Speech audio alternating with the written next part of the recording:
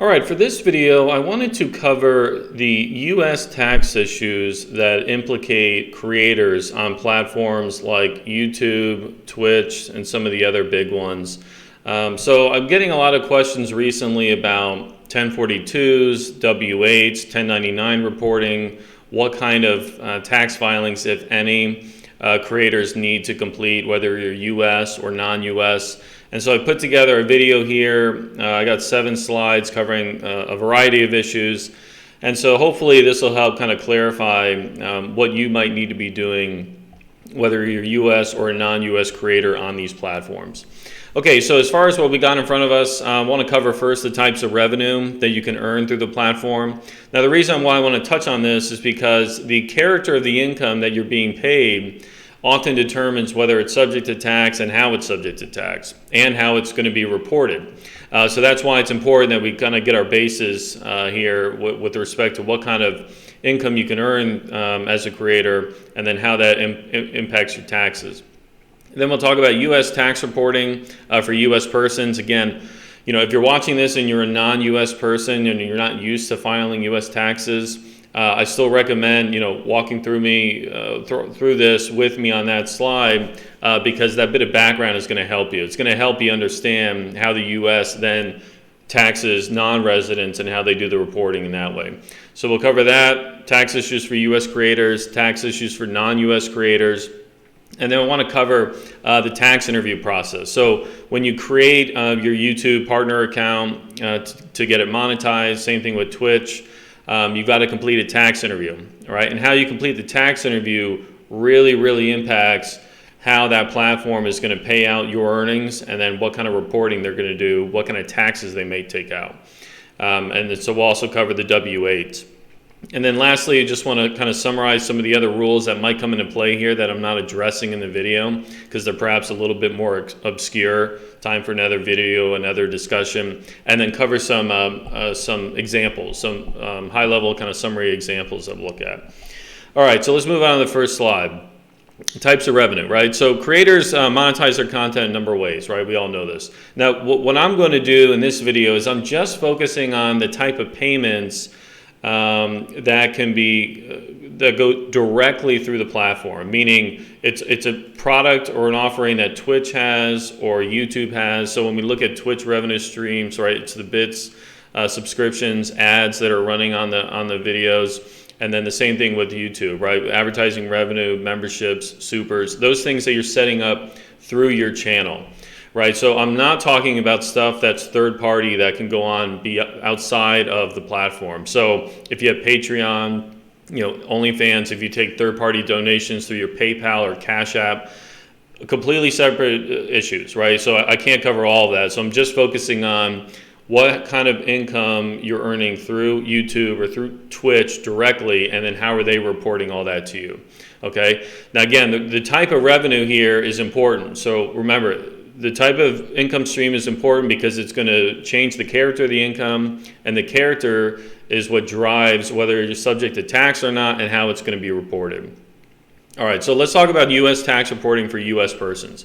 So a U.S. tax resident is subject to tax on their global income. This is the beauty of being a U.S. citizen. So if you're a U.S. citizen, green card holder, or you're physically in the U.S. enough days to meet the substantial presence test, you're filing a 1040 tax return every year and you're reporting income from everywhere, right? So if you have foreign source income, U.S. source income, if you're a U.S. citizen and you move abroad and earn income there, it's still being reported on your tax return. Okay, so now when YouTube and Twitch are issuing 1099s, 1099s get reported to U.S. persons. 1099s do not get issued to foreign persons, okay? Foreign persons have the 1042Ss. All right, so we'll cover that later, but keep that in mind. 1099s go to U.S. persons, 1042Ss are for foreign, okay? So when we have U.S. persons earning income through YouTube or Twitch, they could get one of a number of 1099s, right? So 1099 NEC is used to report non-employee compensation. 1099 miscellaneous in these contexts can be used to report royalty income or just other types of income, other types of payments, okay? Now, the reason why this is important, because as a U.S. person, when you receive income, the way you report it on your tax return and how it's taxed depends upon the character, right? It depends on the character of the income, whether you're in a business or not. Okay, so if we look at 1099 NECs, 1099 NECs or 1099 miscellaneous forms that are reporting other income, it can either be reported as self-employed income on Schedule C. So let's say if you're a full-time YouTuber or full-time Twitch streamer and you're earning income, arguably you're engaged in the trade or business of conducting that activity. And so if that's the case, then those types of earnings would just be reported on Schedule C as self-employed income. Okay, now it's also possible that if you're just getting a little bit of income here and it's kind of residual earnings, you're not actively running a full-time business via YouTube or Twitch, then maybe it just gets reported as other income on Schedule 1. The reason why that distinction is important for U.S. persons is because all the income is subject to tax, but it's only that trade or business income that's subject to tax plus self-employment tax. So that's why you have to be careful about how you're reporting this. Is it on Schedule C or is it just other income on Schedule 1? Again, that's beyond the scope of this video. I do have another video where I talk about trade or business income for YouTubers, so I'll put a link to that below. You can watch that, but again, we're just covering high level right now for these U.S. persons. All right, so then the other one, 1099 miscellaneous royalty income. So if you're a U.S. person and you earn royalties, right, whether they're U.S. or foreign source royalties, generally that income, when you prepare your 1040, is reported on Schedule E. So it goes on Schedule E as royalty income. It's subject to federal income tax, but you're not paying self-employment taxes. And this is because it's just portfolio income, right? It's not trade or business income, it's just royalties. However, right, like everything else, there's always exceptions. If you're a full-time YouTuber, if you're actively engaged in the trade or business of creating content, creating this intellectual property, then you can recharacterize your royalty income as ordinary income, and then you would report it on Schedule C. Again, I have a separate video on that. Go check that out. I'll have a link below. All right, so let's move on to the next slide. Now let's get into the U.S. tax issues for non-U.S. persons. So, and we're starting with the basics here, right? So non-U.S. persons, when are you subject to tax in the United States? You're taxed on two categories of income. So the first one is if you, as a non-U.S. person, receive U.S. source FDAP income. FDAP income is fixed, determinable, annual, or periodic income. That's the first one. The second one is if you're engaged in trade or business in the U.S. and you have U.S. source ECI.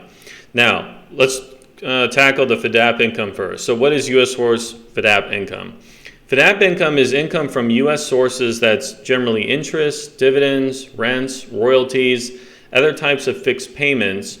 And the reason why this is significant is because FDAP income, when it's paid to a non-resident, is subject to withholding tax at source.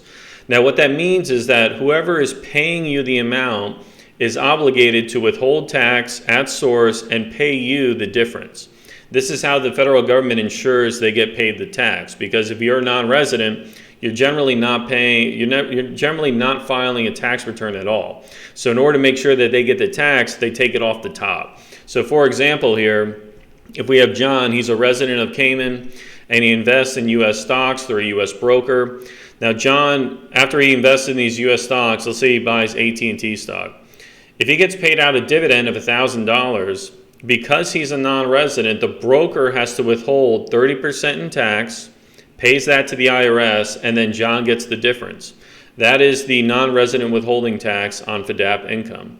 So John is actually entitled to $1,000, but because of the $300 tax, he only gets $700, okay?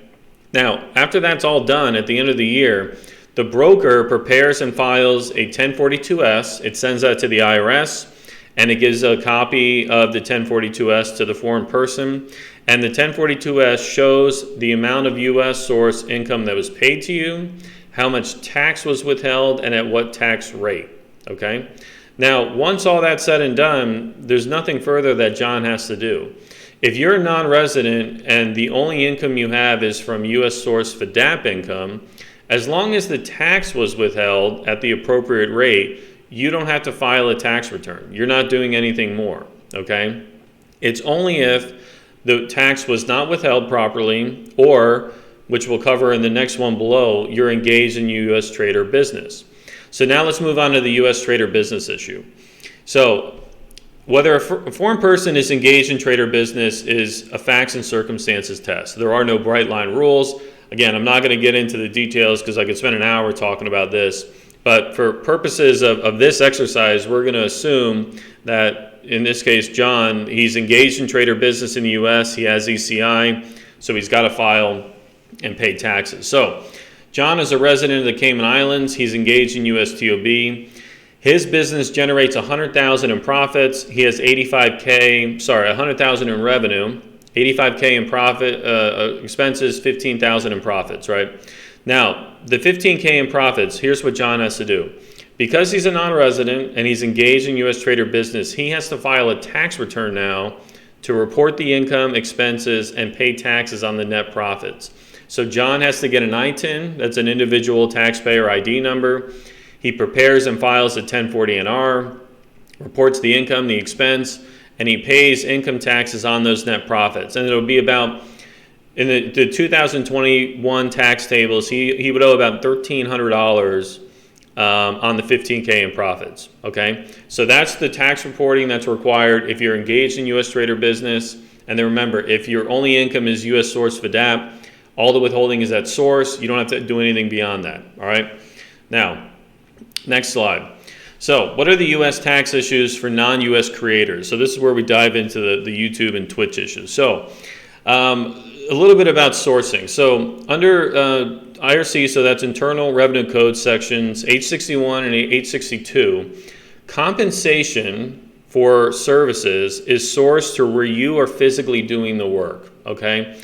And that's very important. So what that means is, let's say I am living and working in the UK and somebody from the US pays me to do a marketing plan for them.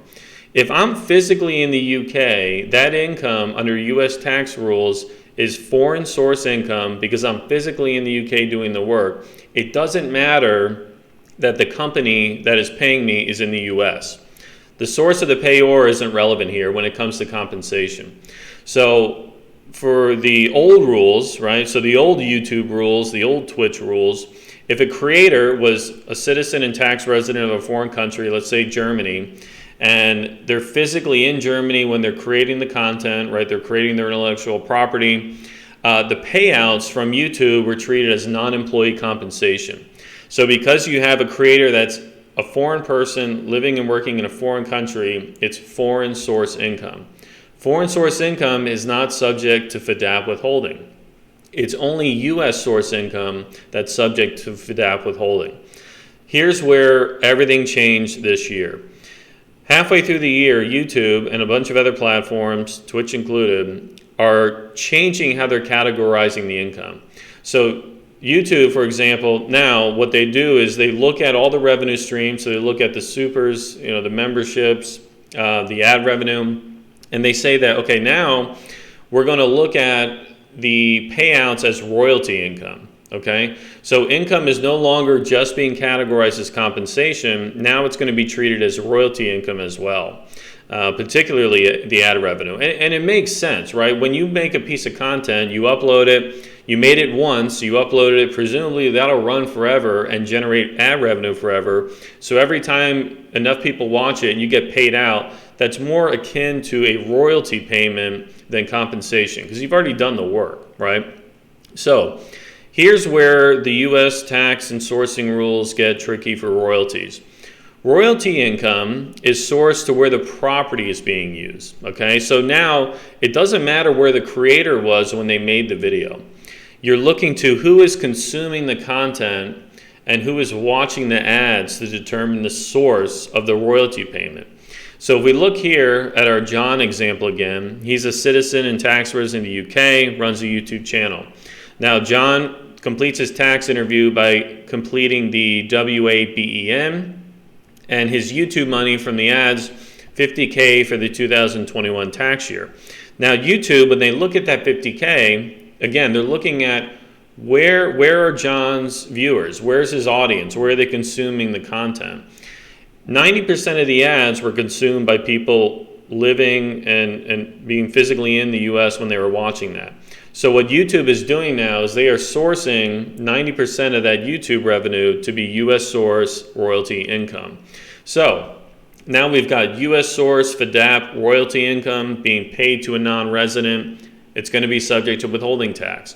So what YouTube does now is they say, okay, well, 45K of the 50,000, that's 90%, that's U.S. source. So we're going to take 30% in tax. 30% times 45,000 is 13,500. We pay that to the IRS, and then you get the difference. And then again, at the end of the year, you get a 1042S, which shows that we treated this much as U.S. source royalties. Here's the tax that we took out of the account and paid to the IRS. Now you're done. Okay? Now, what's important here is there's still income streams that are not going to be considered royalties, right? Like a lot of the donations or the supers, I think they're still going to try to characterize that as compensation rather than royalty. It's really just the ad revenue that is definitely going to be royalty income at this point, because again, you're making a piece of content once and it's just going to continue to generate money off that one piece of content as ads are run, so it looks more like a royalty. All right, so let's go on to the next slide here. Okay, so now, so let's talk about incorrect tax interviews. So when you complete your tax interview, right, the information you put in is critically important, right? It has to be accurate, because if it's not, it's going to, completely mess up how Twitch or YouTube or one of these other platforms needs to withhold tax, report to the IRS, and whatever. So what I see normally is what you should be doing, at least at a base level, is completing a W-8 BEN for a foreign individual or a W-8 BEN-E for a foreign company. So let's take the individual, for example. So if you're a non-U.S. person and you're setting up your account as an individual, you're not setting it up through an entity, you would complete W-8 BEN for individuals. Now, the W-8 BEN, what that means is you're certifying that you're not a U.S. person. You do not need an I-10 or an EIN to complete that. Okay, you don't need a U.S. tax ID number. And it's also certifying that you don't necessarily need to be filing a tax return personally, right? So you don't have to file a 1040-NR, you don't have to file an 1120-F. When you complete that W-8 BEN, the company, YouTube or Twitch, they're going to withhold the taxes all at source, they're going to pay it to the IRS, and then you're done, right? So that's it. And so that's generally the best way for these creators to complete their tax interview. Use the W-8 BEN if you're setting up the account as an individual.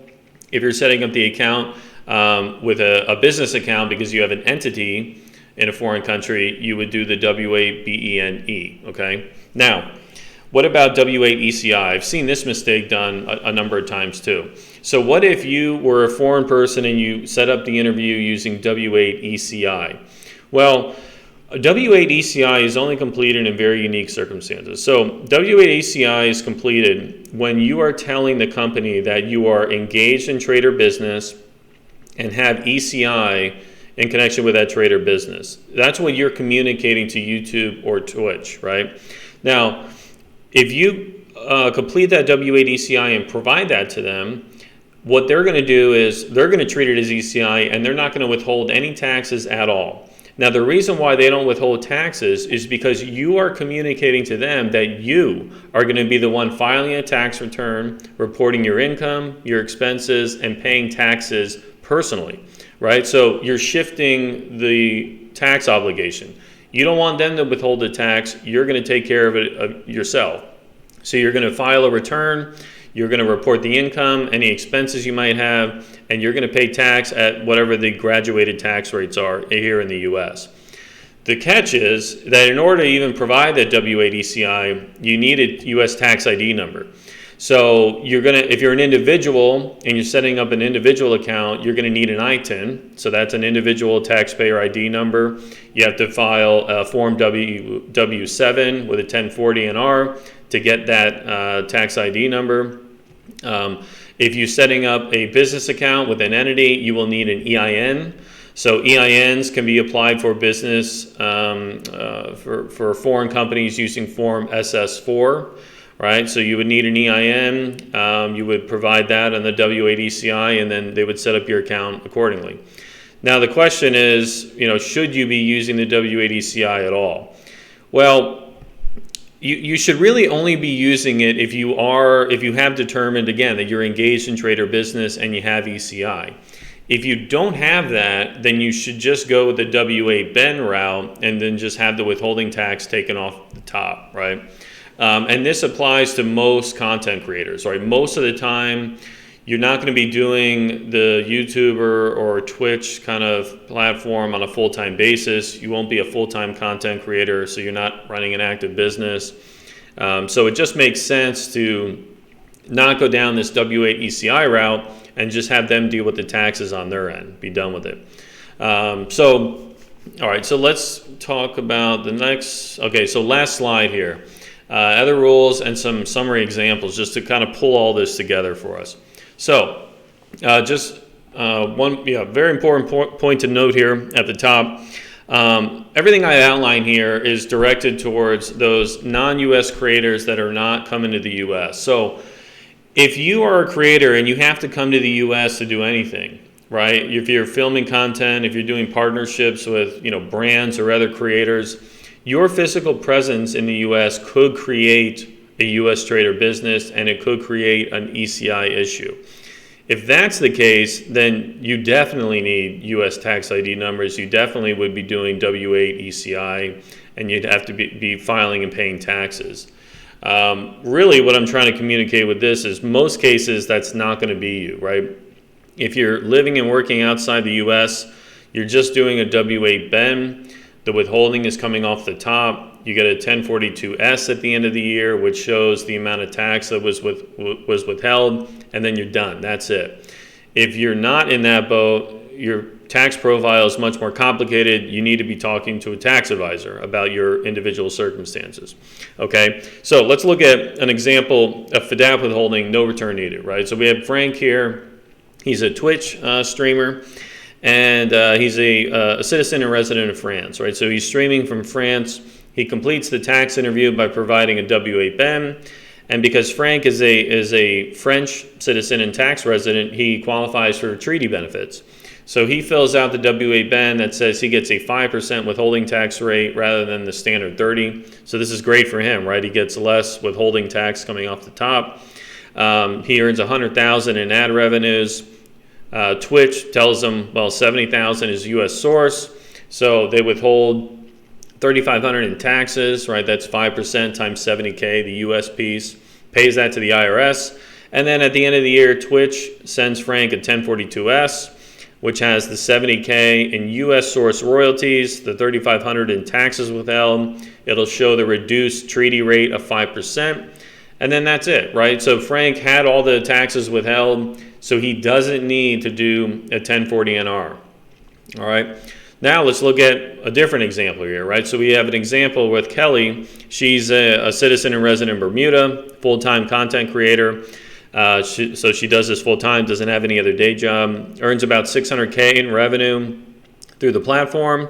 Her business expenses, right? She has full-time editors, managers, thumbnail artists, like everything, right? That totals up to be $400K. So her net business profits are $200,000. She decides to treat it as ECI, right? So she gets a taxpayer ID number. She has an ITIN. She fills out a W-8 ECI, provides that to YouTube. So YouTube does not withhold any taxes on the income, right? They just cut her the $600K.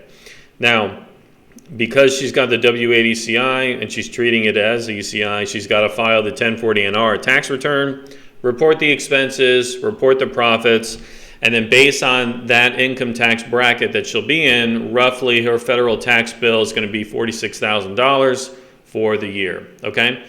So, yeah, I mean, a lot of moving pieces here. I hope that it has been helpful. I mean, I know it's complicated stuff, and of course, YouTube and Twitch, they never really explain this adequately to creators, and they don't give you really any notice that these things have changed. So you kind of just always rolling with it. But I hope that was helpful.